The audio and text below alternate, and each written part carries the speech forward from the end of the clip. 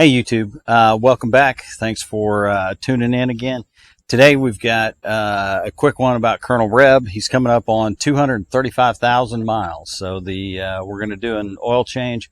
If you've followed my channel or you've heard me rant on Facebook at all, you know that I do oil changes on the fives. And so 225, 230, 235, here we are.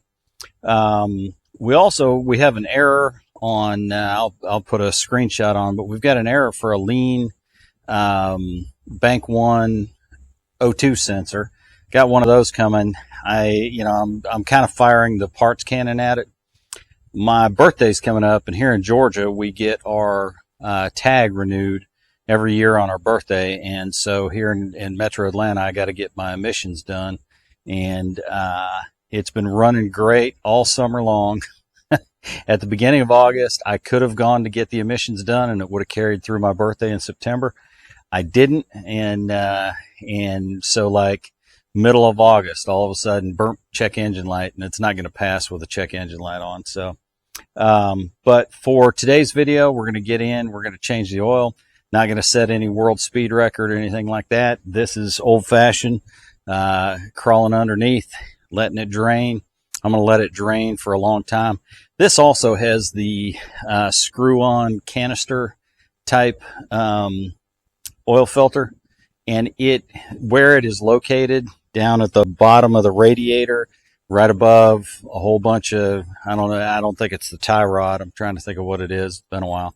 But anyway, it leaks, it drips everywhere. So there's no way to not get it on your driveway except put cardboard down like I do. Anyway, thanks for coming back, and let's get to it. So this is a little hard to see, I understand, but this is why you don't let other people change your oil. Crawled under here, and there was a broken piece of plastic around this and a broken piece of plastic around that. So my entire front aero pan, or whatever it would be called, was gone. I'm thinking that the last folks that put this together, or last folks that did the oil change, didn't put in all the bolts, and it came loose along the line somewhere. Now I know how to get a new one, but that's just kind of embarrassing. So here's what's left of my my undercarriage tray. It's a little rough. It's embarrassing.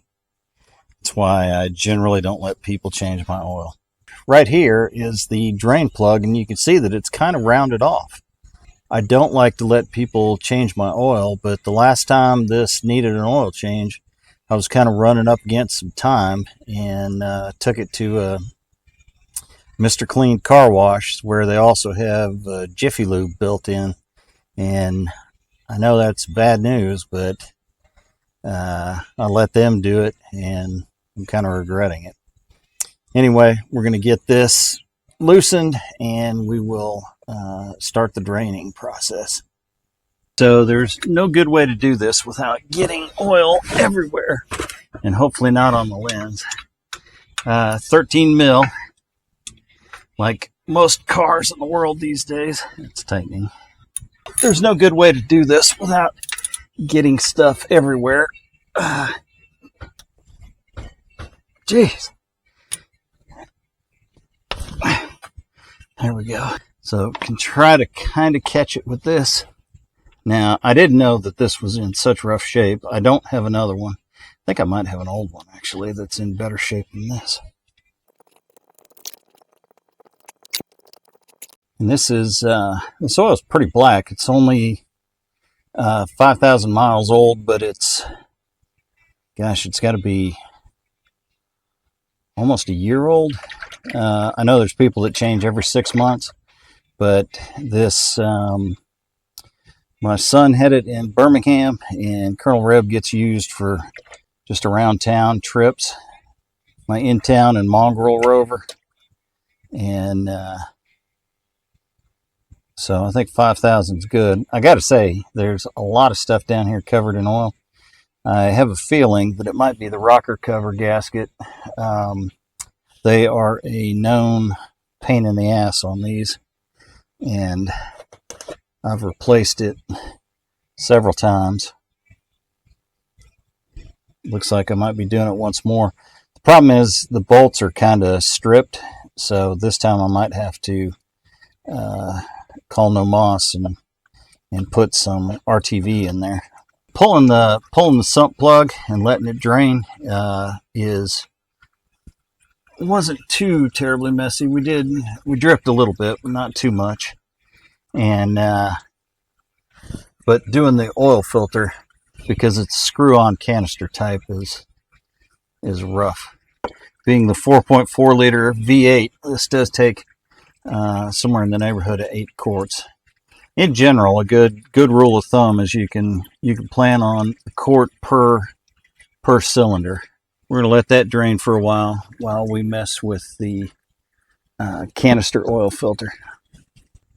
All right, so just as frame of reference, here's the recovery hook from the front, and going back, here's the plenum around the radiator.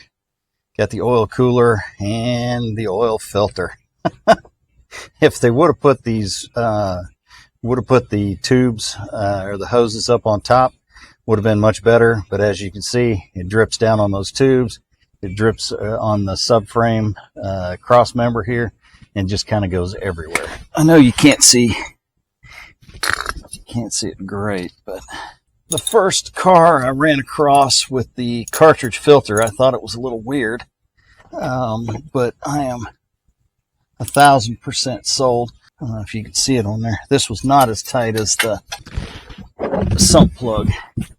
So I've got a big giant catch pan, and I still won't catch it. You can see that it's starting to drip. We've got some time. I'm going to go ahead and let this drain slowly.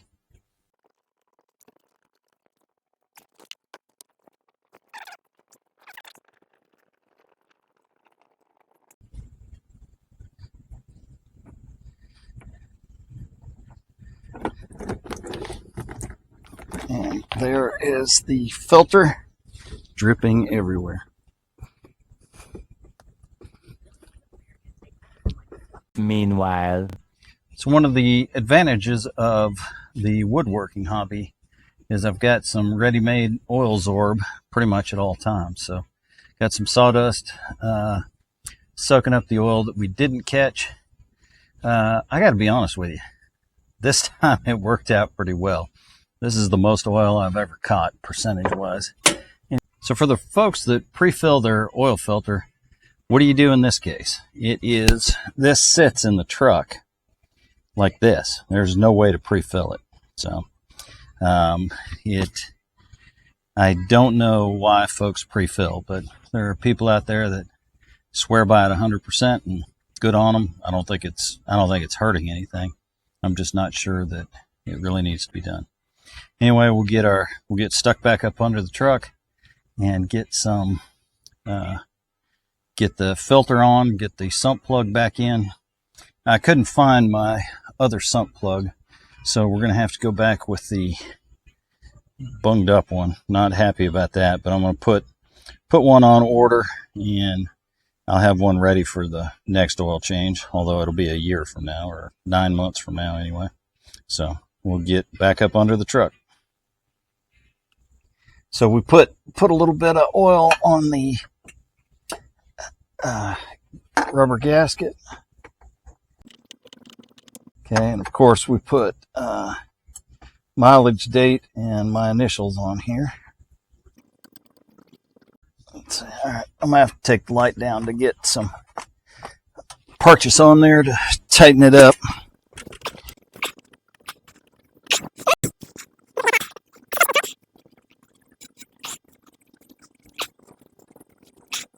You know that the last filter came off pretty easy, although I got to say there's oily bits above that level, so I still think it might be the rocker cover, because they are a known pain in the ass. Pretty much every car I've worked on lately has a 13 mil sump plug.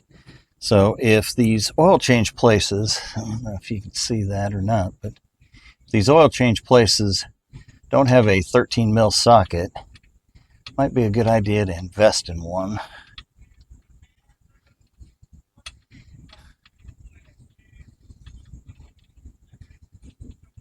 Because I would say 90% of your clientele uses 13 mil. And it's stuff like this that reinforces, don't let other people change your oil. It's easy enough on the drive, even for a fat man. So I don't know the exact torque. I'll put it on the screen if I can find it, but click, 13 mil, and just doing it, you know, up here, not putting a whole bunch of torque on it. So we're done under here. Let's climb on top, get some oil in it. It's just like the world's most annoying fill cap location. We've got everything down below buttoned up. And ideally, I guess you'd take the cabin air filter, plent them out, but it's kind of a pain. And I've got off of another funnel, I've got a little filler neck, which isn't ideal.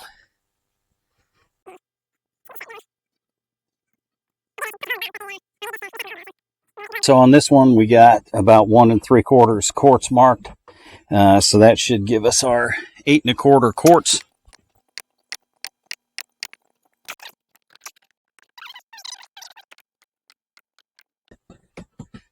Well, I can't really get it level, but it's pretty close. It's close enough that we're going to call that good. We will run it, let it get up to temp, and then measure it with the dipstick. That's one thing about Colonel Reb that I really like is still has a dipstick. So you pull up to a gas station while you're filling. By the time you're done filling, pop the hood, check the dipstick, and life is good. Anyway, we're going to start it up and get it out of the way because Carter's coming home with his Jeep. Alright, so Carter's coming home from fixing his front differential, and so we had to get Colonel Reb out of the way.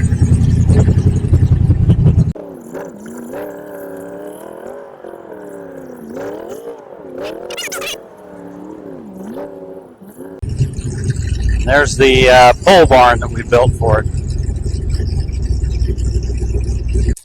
All right, YouTube. I think that's about it for this one.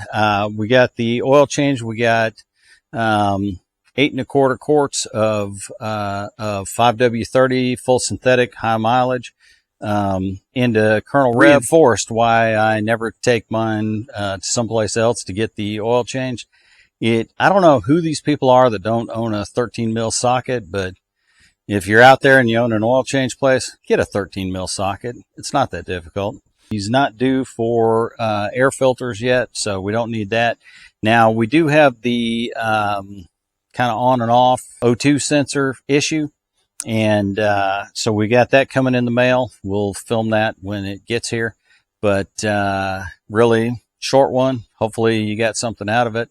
And again, if you have a Jag and you have the filler neck way back there in the back, let me know if the engine is further forward from the firewall, because that's the biggest faff in the world, having it back there to where you got to have 2 or 3 funnels just to fill it up. But that's it. My time's up. I thank you for yours. See you on the next one, YouTube.